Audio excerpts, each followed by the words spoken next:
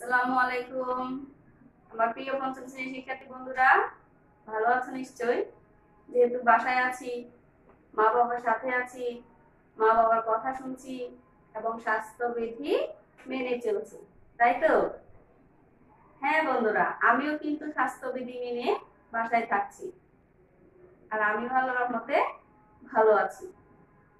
সেই জন্য আবার তোমাদের মাঝে আমি চলে এসেছি নরসিংদী অনলাইন পাঠশালার পক্ষ থেকে নিয়মিত পঞ্চম শ্রেণীর শিক্ষার্থী বন্ধুদের জন্য বাংলাদেশ ও বিশ্ব পরিচয় বিষয়ে পাঠ নিয়ে।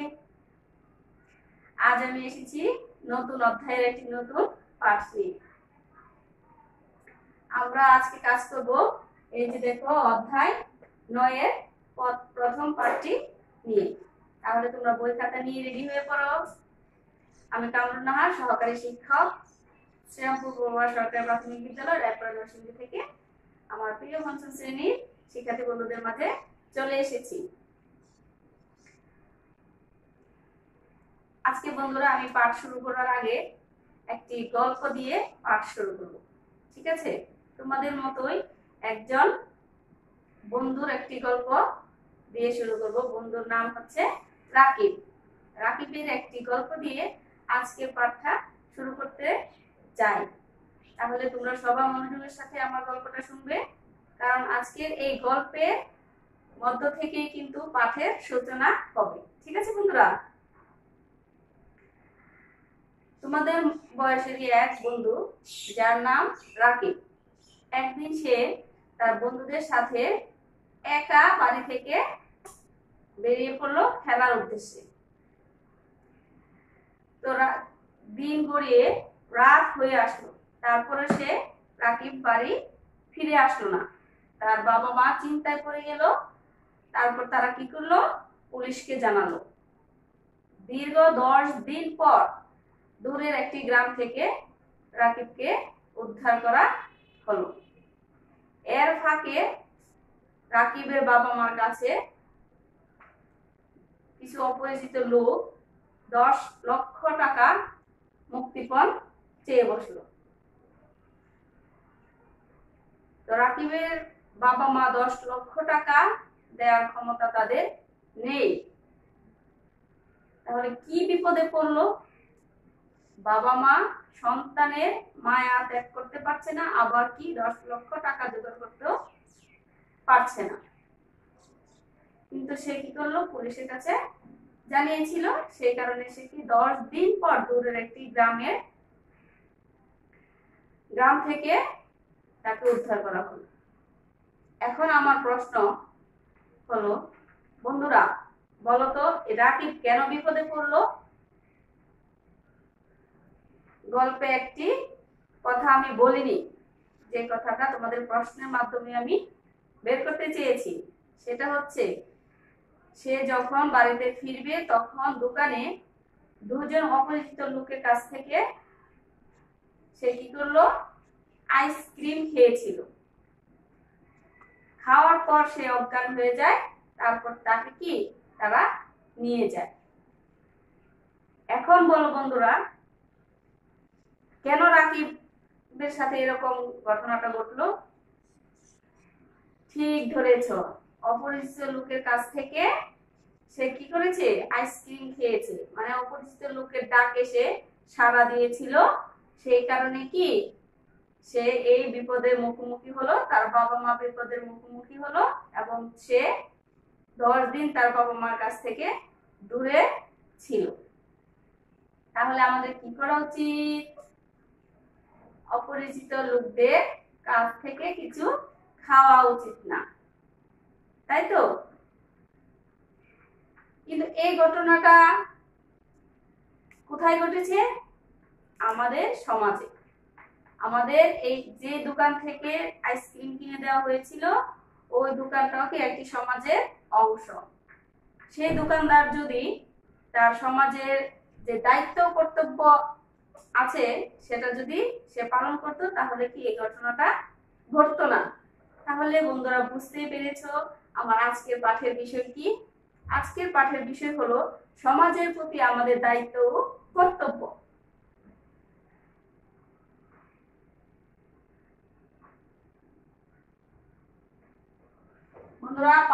বিষয়টা লিখে ফেলি আমরা খাতায়। সমাজের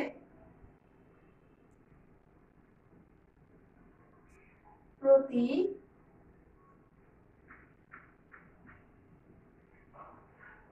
আমাদের, আমাদের মানে কি, আমরা যারা সমাজে বাস করি প্রত্যেকে, আমাদের দায়িত্ব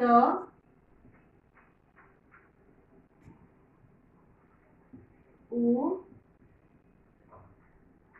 কর্তব্য।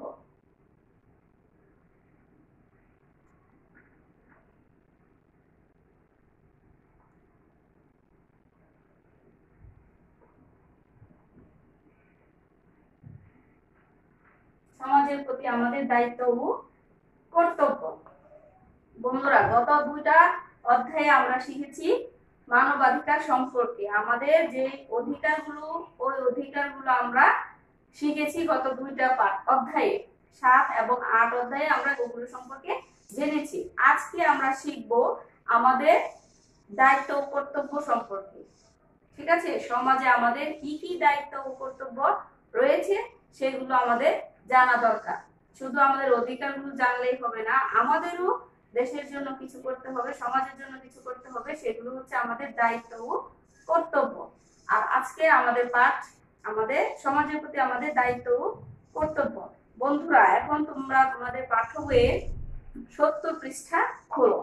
খুললে আমরা এখানে সুন্দরভাবে দেখতে পাচ্ছি, এখানে লেখা আছে সমাজ ও রাষ্ট্রের প্রতি আমাদের দায়িত্ব ও কর্তব্য সম্পর্কে এই অধ্যায়ে জানবো।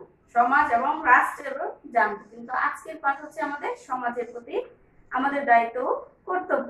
সেগুলো আগে আমরা জেনে নিই। কি কি আছে দেখো বন্ধুরা, আর কেন এই দায়িত্ব কর্তব্য গুলো আমাদের পালন করা উচিত বলতো? ঠিক আছে, আমি বলে দিচ্ছি। সমাজকে সুন্দর সুশৃঙ্খল রাখতে আমাদের কিছু দায়িত্ব কর্তব্য রয়েছে। কিসের জন্য আমাদের দায়িত্ব কর্তব্য পালন করতে হবে?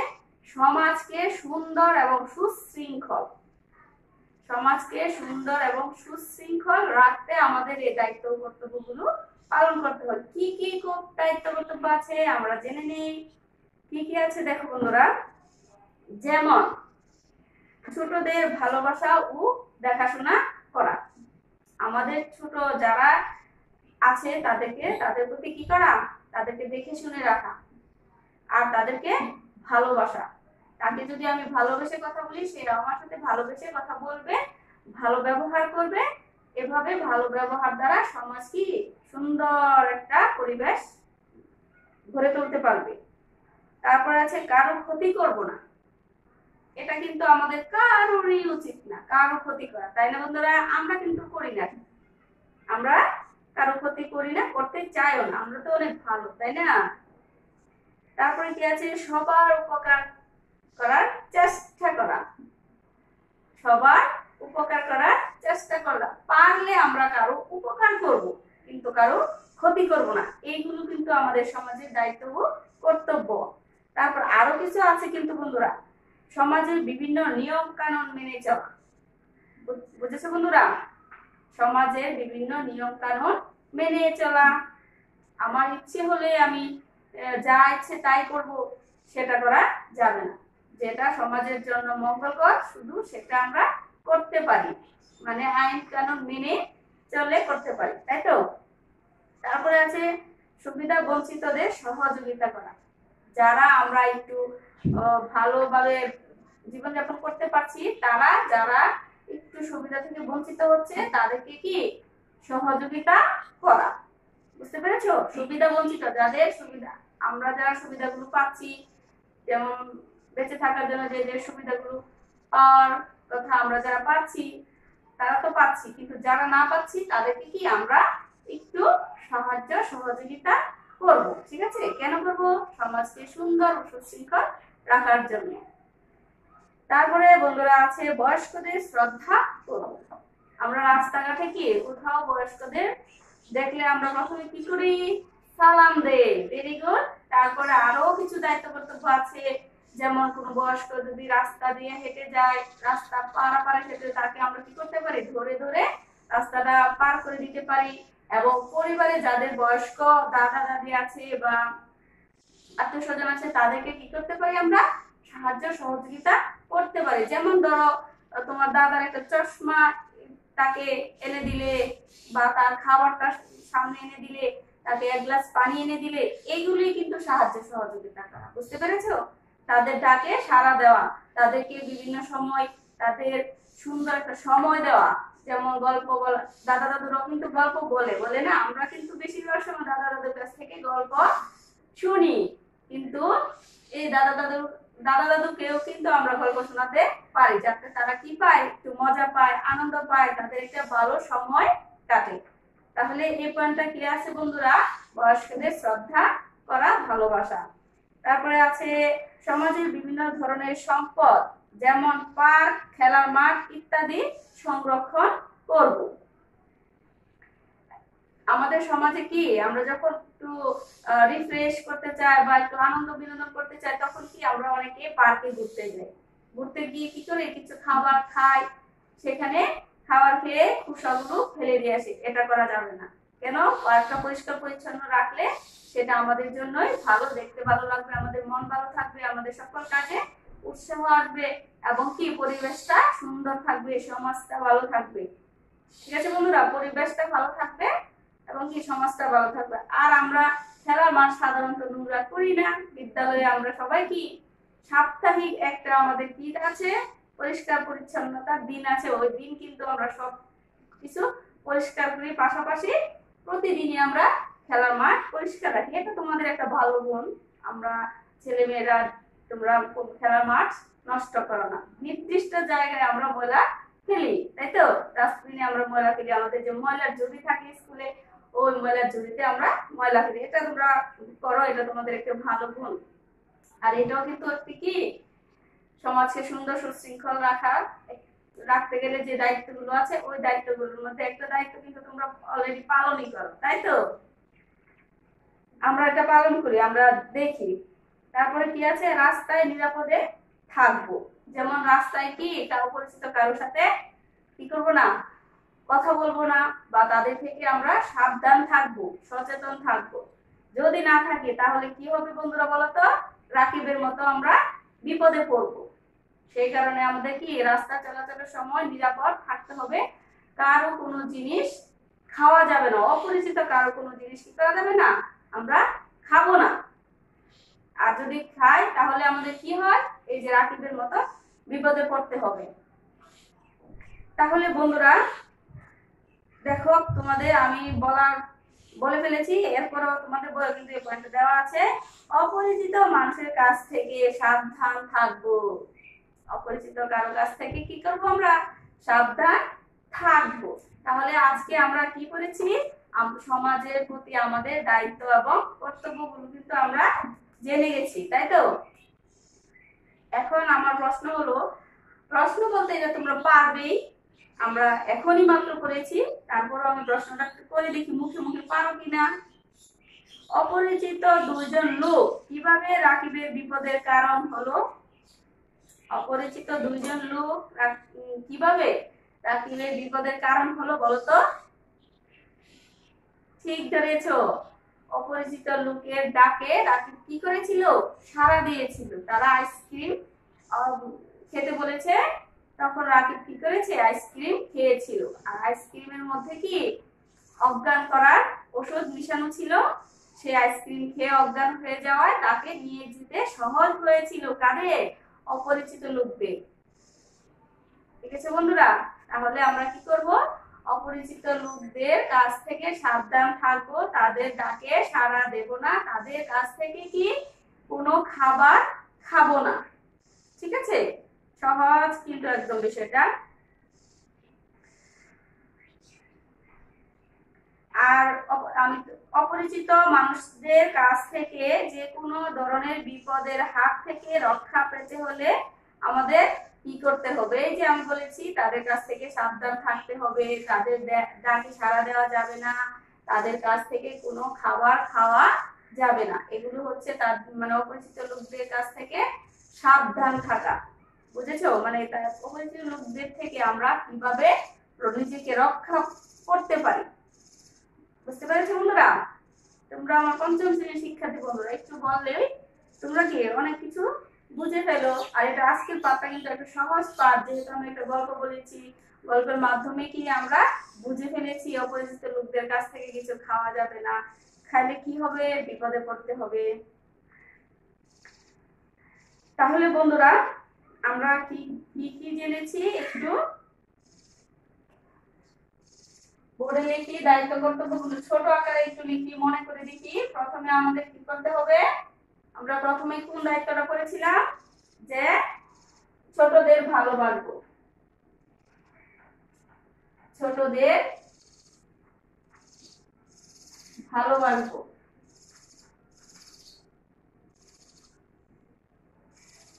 2 নম্বরে কি করব, কারো ক্ষতি করব না। কারো সাথে সাথে বন্ধুরা তোমরা পড়ো, তাহলে তোমাদের এখনই মুখস্থ হয়ে যাবে। কারো ক্ষতি করব না। কারো ক্ষতি যদি না করি তো তাহলে কি হবে, কেউ আমাদেরও ক্ষতি করবে না। তাহলে কিন্তু আমাদের সমাজ কি হবে বন্ধুরা, সুশৃঙ্খল এবং সুন্দর থাকবে। সবার উপকার করব, সবার উপকার করব, সবার উপকার করব। বন্ধুরা তোমরা এগুলো পড়তে থাকো, তাহলে তোমাদের কি হয়ে যাবে, মুখস্থ হয়ে যাবে। যদি আমরা বিষয়গুলো জানি, নিয়ম কানুন মেনে চলবো, সমাজের যে নিয়ম কানুনগুলো আছে, নিয়ম কানুন মেনে চলবো।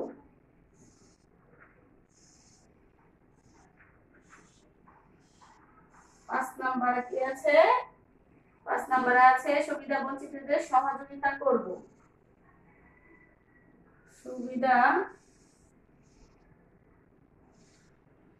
সুবিধা বঞ্চিত মানে কি বন্ধুরা, সুবিধা বঞ্চিত মানে যারা সুবিধাগুলো পাচ্ছে না তাদেরকে বলা হয় সুবিধা বঞ্চিত লোক। সুবিধা বঞ্চিত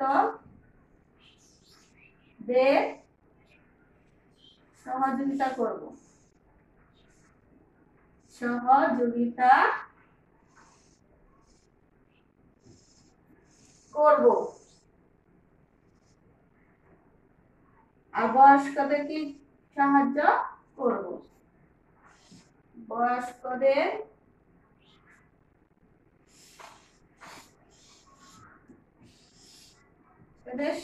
সাহায্য, তাদের কাছে কি সাহায্য, অনেক সহজ আজকে বিষয়গুলো, তাই না বন্ধুরা, করব। কি বলো, আজকে কি অনেক সহজ নেই, সব বিষয়গুলো আমরা জানি, তারপরেও কি করব, একটু দেখে নেব। এবং কি পরিষ্কার করে এখানে লিখি আমি, পার্ক, খেলার মাঠ পরিষ্কার রাখবো, খেলার মাঠ পরিষ্কার রাখবো।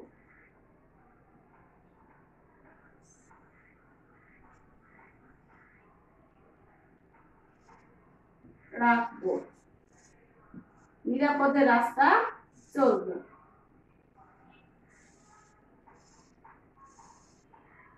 রাস্তায় চলবো।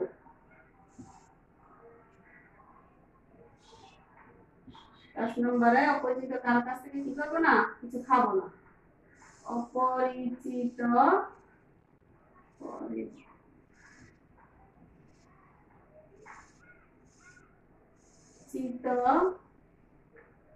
দের কাছ থেকে সাবধানে থাকবো, থেকে সাবধানে থাকবো। এই 10টা পয়েন্ট শিখলে তোমাদের হবে বন্ধুরা, ঠিক আছে? তাহলে 10টা পয়েন্ট কি তোমরা খাতায় লিখে নিয়েছো? যদি লিখে নিয়ে থাকো তাহলে আমি তোমাদেরকে এখন কি একটু বাড়ির কাজ দেব, তোমরা একটু লিখে দাও, ছোট করে লিখে দিয়েছি, এভাবে লিখলে পরীক্ষায় হবে বন্ধুরা।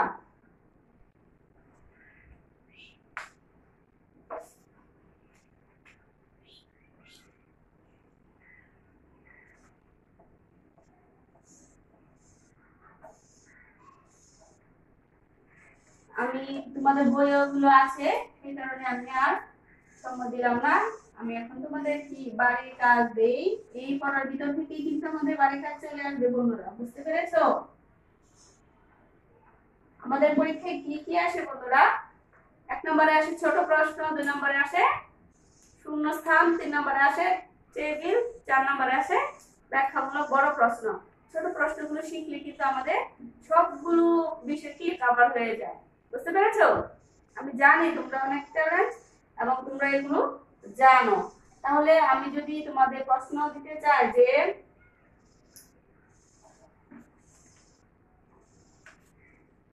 সহজ প্রশ্ন দেই, তাহলে তোমরা পারো। অপরিচিত লোকদের কাছ থেকে কিভাবে নিজেকে রক্ষা করবে? 1 নম্বর প্রশ্ন দেই, অপরিচিত লোকদের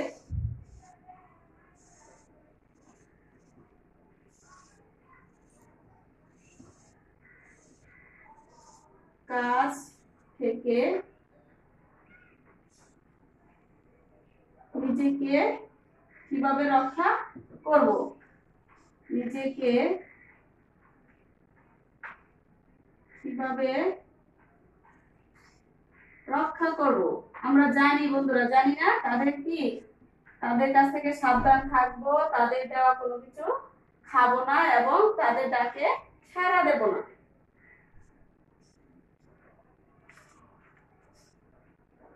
প্রশ্নটা লিখে নাও বন্ধুরা, এগুলো একটু সৃজনশীল প্রশ্ন।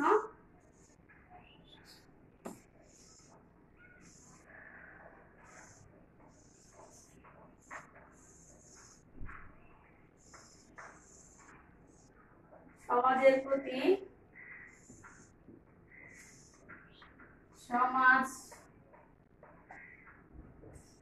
সমাজের প্রতি 6টি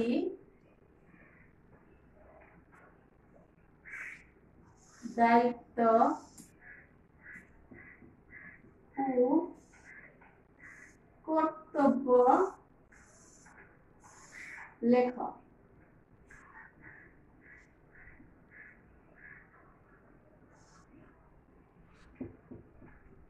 লিখছো তো বন্ধুরা? তোমরা কি লিখছো? আরেকটা আছে, আমরা বাড়িতে কিভাবে নিরাপদ থাকতে পারি? বাড়িতে কিভাবে আমরা নিরাপদ থাকতে পারি? বন্ধুরা বলো তো, বাড়িতে আমরা কিভাবে নিরাপদ থাকতে পারি? এটা কিন্তু আমরা সমাজের ভিতরে কিন্তু আমাদের কি পরিবার পড়ে, পরিবারের ভিতরে, পরিবার মানে তো আমাদের বাড়ি, বাড়িতে আমরা কিভাবে নিরাপদ থাকতে পারি বলো তো? এই দুটো বিষয় কিন্তু আমাদের আজকে পড়া চলে এসেছে, কিন্তু 3 নম্বর প্রশ্নটা কি একটু বাকি রয়েছে, তাই না? কিন্তু সেটাও আমরা জানি, যদি আমি একটু বলি তোমরা কিন্তু বুঝতে পারবে। সেগুলো কি, যে আমাদের ঘরে যে ঔষধ আছে, ওষুধগুলো কি শিশুদের নাগালের বাহিরে রাখতে হবে, যাতে তারা ধরে খেয়ে না ফেলতে পারে, মানে তাদের হাত থেকে দূরে রাখতে হবে।